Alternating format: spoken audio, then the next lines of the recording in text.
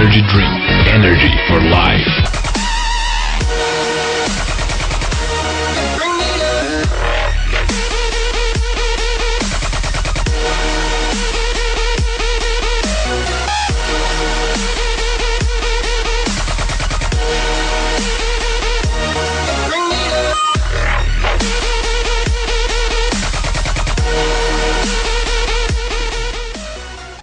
Olá, muito boa tarde você, querido amigo assinante do Canal 5.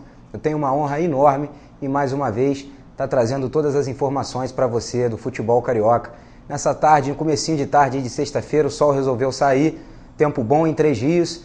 Eu inclusive gostaria de deixar aí os parabéns, parabenizar, dar uma massageada especial no ego aí dos nossos funcionários públicos, né? Hoje Três Rios vive aí, na verdade é o feriado do funcionalismo público, mas eu quero deixar um abraço especial para esse funcionalismo público municipal que tanto trabalha, né, que tanto se empenha, que tanto se dedica pela nossa cidade, pelo bem da nossa cidade, pelo bem-estar da nossa cidade. Então, um grande abraço para você, aproveite bastante essa sexta-feira, que só vai isso e agora só retornando ao trabalho na próxima terça-feira, porque na segunda-feira nós temos aí o feriado em memória dos finados. Então, tudo de bom para você aí, um bom descanso. Aproveita aí da forma com que você achar melhor. Sexta-feira chegando, solzinho, de repente uma piscina, uma cervejinha à noite, quem sabe aí tá partindo para farra. E é sobre isso, eu começo com o tema farra, por incrível que pareça, trazendo a pauta do Flamengo para as nossas considerações iniciais. Os jogadores do Flamengo, 5 atletas do Flamengo foram afastados depois, por incrível que pareça, da diretoria ter tomado conhecimento que esses atletas alugaram um imóvel ao lado do Ninho do Urubu. E ali mesmo eles já faziam a festinha deles. E para não chegarem atrasados no treinamento, já resolveram levar a festa praticamente quase para dentro do ambiente de trabalho. É isso que a gente lamenta muito em determinados momentos, na falta de profissionalismo do futebol brasileiro, mas em contrapartida eu quero enaltecer a medida tomada pela diretoria do Flamengo, uma vez que afastou esses atletas e quem sabe inclusive com possibilidade até de rescisão contratual. Eu acho muito certo, o vice-presidente de futebol foi à imprensa para estar explicando, para estar justificando essa situação, e eu acho muito válida essa medida tomada pelo Flamengo e que sirva de exemplo, como o próprio Fluminense mesmo também fez na contratação do Ronaldinho Gaúcho. Isso gera impacto em jogadores que são comprometidos, em jogadores que realmente vestem a camisa do clube. Tudo bem, jogadores de futebol hoje em dia recebem bons salários, mas também alguns, os comprometidos nos quais eu estou dizendo, levam um retorno financeiro também muito grande para o clube. Em venda de camisa, em venda de ingressos, é claro, o torcedor, quando você tem um bom time, quando você tem um ídolo, que a gente vai falar do Fred no nosso segundo bloco, quando o tema for Copa do Brasil, que deu uma grande demonstração de liderança, de amor ao clube e de respeito à camisa das três cores que traduzem tradição do Fluminense. Realmente o Fred foi muito bem. Voltando ao Flamengo, a gente sabe que esse tipo de situação é lamentável no futebol brasileiro, principalmente diante desse finalzinho de ano um tanto quanto conturbado do Flamengo, que chegou a alimentar até a possibilidade de participar da Copa do Brasil, da Copa Libertadores ano que vem, garantindo uma das vagas no G4. A gente sabe que isso lamenta muito isso, a gente sabe que isso vai gerar um impacto. O Flamengo tem um compromisso muito difícil no domingo às 17 horas na Arena do Grêmio, contra a equipe do Grêmio muito bem treinada pelo Roger Machado, e o Grêmio buscando aí uma das 4 vagas pelo G4. Então a gente lamenta toda essa situação, essa falta de comprometimento, de profissionalismo, mas eu quero deixar aqui o meu alô e dizer que a diretoria do Flamengo realmente tomou uma atitude justa, uma atitude digna de um grande clube, e eu acho que mais ou menos dessa forma que a coisa tem que caminhar. Bom, e trazendo essa questão de falta de profissionalismo do atleta, a gente já pode levar isso para um outro lado. Eu gostaria também de estar pontuando essa questão da arbitragem, questão do antiprofissionalismo também da questão da arbitragem. Uma coisa que vem atrapalhando todas as rodadas do Campeonato Brasileiro, que vai chegando ao seu final. E é claro que já chegou na hora da CBF começar a rever os seus conceitos em relação a isso e tá parando para pensar, porque um árbitro hoje ele é professor de educação física, ele é um economista, alguma coisa nesse sentido, muitos deles são formados, e pegando como parâmetro, por exemplo, o jogo o Grêmio e Flamengo na Arena do Grêmio no domingo. O cara sai do Rio de Janeiro, por exemplo, ele já tem uma profissão, sai do Rio de Janeiro, tem que bater lá na Arena do Grêmio para estar apitando esse jogo, tudo bem, com todos os custos pagos pela federação, pela CBF. Ele vai lá, apita o jogo, que vai estar terminando aí 6 e pouca, 7 horas da noite, para ainda ir a um hotel, alguma coisa, vai, janta, alguma coisa nesse sentido. para estar retornando ao Rio de Janeiro num voo noturno para na segunda-feira, por exemplo, estar, apesar de ser feriado essa segunda-feira, mas levando isso para dentro da normalidade, do cotidiano de um profissional, ele vai estar lá para dentro da sua academia de educação física, vai estar dentro de um escritório, alguma coisa nesse sentido, o que gera um desgaste muito grande, o que acaba não tendo tempo para esses profissionais da arbitragem estarem se reciclando, estarem fazendo curso, estarem realmente vivendo da arbitragem. Eu sou extremamente a favor do seguinte, qual que é a sua profissão? Eu sou árbitro de futebol do quadro da CBF. Aí mais o que? Não, eu sou árbitro de futebol e para por aí. Profissionalizado, com bom salário, sendo bem remunerado, com cursos de arbitragem sendo ministrados por árbitros, né, de repente do exterior, que podem estar trazendo uma boa bagagem para cá, para a gente tentar, a partir aí de 2016, ter um campeonato com menos polêmicas. O Fluminense foi muito prejudicado, principalmente nas duas partidas da Copa do Brasil. O primeiro pênalti da quarta-feira retrasada, quarta-feira passada, diante do lance do Zé Roberto, junto com o Gum, ficou uma coisa muito complicada. A gente sabe que de fato não foi pênalti, né? Apesar de toda a maestria, de toda a experiência do Zé Roberto, a gente sabe que não foi pênalti. Então isso é muito complicado. O Leandro Voaden acabou atrapalhando muito a classificação do Fluminense no primeiro jogo. E o Daronco, que eu acabei até elogiando aqui no nosso último encontro nessa quarta-feira dessa semana. O Daronco, eu pontuei, Daronco, que eu vejo você como um dos melhores árbitros, para mim o melhor árbitro, né, do quadro da CBF hoje, pelo seu porte físico, pela sua presença. É um árbitro que acompanha o lance muito de perto.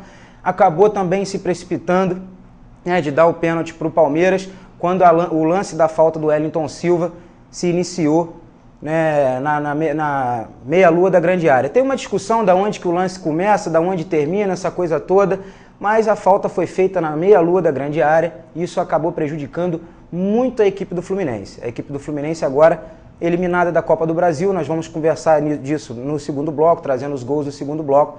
Mas enfim, essa questão que aconteceu lá atrás, desde o início aqui nas minhas considerações iniciais, falando dessa falta de comprometimento dos atletas do Flamengo em relação a isso, eu aproveitei para puxar essa liga e também dizer essa falta do profissionalismo do lado da classe de arbitragem. Voltando a dizer que a diretoria do Flamengo tomou uma grande atitude, né, afastou esses atletas, o Alan Patrick, o Pará, o Cirino, enfim, tem mais 2 atletas aí também que foram afastados. Eu acho muito justo isso em respeito ao torcedor do Flamengo, ao torcedor que paga o sócio-torcedor, ao torcedor que comparece ao estádio. Eu acho que, de fato, a diretoria do Flamengo fez um excelente trabalho diante disso, com esse afastamento desses atletas. Em relação à partida contra o Grêmio, o Flamengo vai encontrar uma dificuldade muito grande.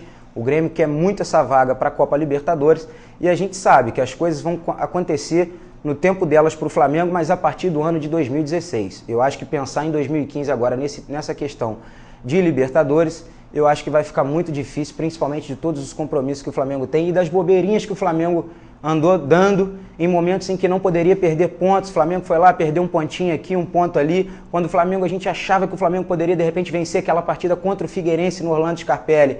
Perdeu pontos em clássicos e isso acabou culminando. O Flamengo praticamente já está se colocando de férias e agora uma notícia dessa aí com esse afastamento, essa questão de alugar um imóvel ao lado do Ninho do Urubu, faltando todo o respeito do mundo com a camisa do Flamengo. Então acredito que o Flamengo realmente não vai se classificar para a Copa Libertadores, já tem que começar a se planejar para o ano de 2016. Já tem alguns rumores aí, acho que o Flamengo disputa com o Atlético Mineiro a contratação do técnico Muricy Ramalho. O Oswaldo vinha até fazendo um bom trabalho, mas em algum momento a gente já começa a perceber que já começa a perder um pouco o fio da meada. De repente já não tem o grupo mais na mão, já visto esse último episódio principalmente, e o Flamengo dentro de campo também já começou a se perder. O Oswaldo chegou com uma proposta muito boa, com algumas variáveis, de esquema tático, com uma reposição de peças que vieram a estar substituindo muito bem, como por exemplo o Kaique, quando precisou substituir o Guerreiro. E as declarações do Wallace, que a gente comentava também na quarta-feira, eu acho que foram muito pertinentes. O Wallace, não estou analisando o Wallace tecnicamente, eu estou analisando o Wallace jogador do Flamengo. Esse eu vejo, de fato, como um grande profissional, um cara que respeita muito a camisa do Flamengo. Então o Wallace foi lá, falou que está faltando caráter nesse time do Flamengo, está faltando porque não basta o cara ser bom de bola para vestir a camisa do Flamengo, e eu concordo com ele. Eu acho que para você jogar num clube de massa, como é o Clube de Regatas do Flamengo, você tem que ser muito mais do que técnico, do que um cara diferenciado, do que um cara habilidoso. Você precisa ser um cara de caráter, você precisa ser um cara carismático e principalmente você precisa ser um cara com as costas quentes, você precisa ser um cara calejado. Porque a cobrança é muito grande, o torcedor do Flamengo ele é imediatista, ele gosta de resultado, apesar do que eu acho até que isso é muito justo diante de toda a história do Flamengo.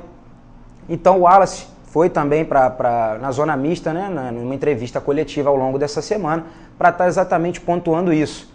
Né? E talvez já fosse até uma forma do Wallace estar espetando aí esses atletas que vieram a ser afastados. Então eu estou plenamente de acordo com a diretoria do Flamengo que tomou essa medida, estou plenamente de acordo com as declarações do Wallace e eu espero que de fato, se tiver que haver a questão da rescisão contratual, eu acho muito válida e que o Flamengo tenha um tato um pouco maior de contratação, analisando esse perfil que se enquadra para estar vestindo esse manto sagrado considerado pelos torcedores do Flamengo. O Flamengo, um dos maiores clubes do Brasil, quiçá do mundo, né? A gente sabe disso de toda a história, principalmente na década de 80, a era do Zicão lá, aquela seleção que o Flamengo botava em campo, campeão mundial inclusive.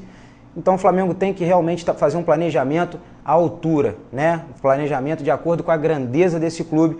A gente espera aí que o presidente Bandeira de Mello tenha todo o cuidado para isso e que 2016 seja um ano mais tranquilo para o Flamengo sob esse aspecto, bem como para o Fluminense também, que apesar de ter sido prejudicado na Copa do Brasil, também não teve um ano lá maravilhoso. O Vasco da Gama, infelizmente, diante do que a gente já vem batendo aqui há muito tempo, a gente acredita que não vai ter tempo hábil para estar se reabilitando. Inclusive agora tem um clássico no domingo às 18 horas, que vai ser no Engenhão, diante daquela novela, né, presidente Eurico? Aquela novela do lado direito, aquela coisa toda. O Fluminense hoje tem um contrato com a concessionária, né, que presta, que cede, né, o Maracanã, que aluga o Maracanã para Flamengo e Fluminense, e uma cláusula contratual que o Fluminense assinou foi que jogasse do lado direito quando tivesse o mando de campo. O mando de campo agora é do Vasco. No primeiro turno o Fluminense fez valer o contrato que ele assinou com a concessionária que administra o Maracanã. E o Vasco agora, talvez, presidente, por pirraça, né? Vamos colocar dessa forma, presidente Eurico Miranda, por pirraça, o Vasco tira essa partida do Maracanã, que vinha jogando no Maracanã, ao lado da torcida ali, com todo o glamour, com todo o charme, com toda a mística do estádio Mário Filho, Maracanã, e leva ao Engenhão, que na minha opinião é um grande elefante branco dentro do Rio de Janeiro. Eu já tive a oportunidade de estar acompanhando partidas no Engenhão, e é um estádio que a acústica é muito complicada, o que uma parte da torcida canta de um lado, você não ouve do outro, então fica aquele canto, né, aquele chumbo trocado, e eu acho que isso para o atleta que precisa de uma motivação é algo muito complicado, que é o caso dos jogadores do Vasco. O Fluminense também não está consolidado na Série A. Tem 40 pontos e a matemática, como todos sabemos, é uma ciência exata. Enquanto o Fluminense não conseguir estar fazendo os 45 pontos, o Fluminense ainda não está consolidado na Série A. Presidente, Eurico Miranda, eu particularmente levaria esse jogo para o Caldeirão de São Januário. Convocaria a torcida, faria uma promoção de ingressos, faltam apenas 6 jogos para acabar o campeonato, e eu acho que você deveria estar levando esse jogo para São Januário. Mas, segundo o entendimento do senhor, o estádio de João Avelange, lá no Engenhão, é o melhor para você. Então, Fluminense e Vasco, mando do Vasco da Gama, no Engenhão, no próximo domingo às 18 horas. Vamos para o nosso primeiro break de comerciais aí, já já nós voltamos.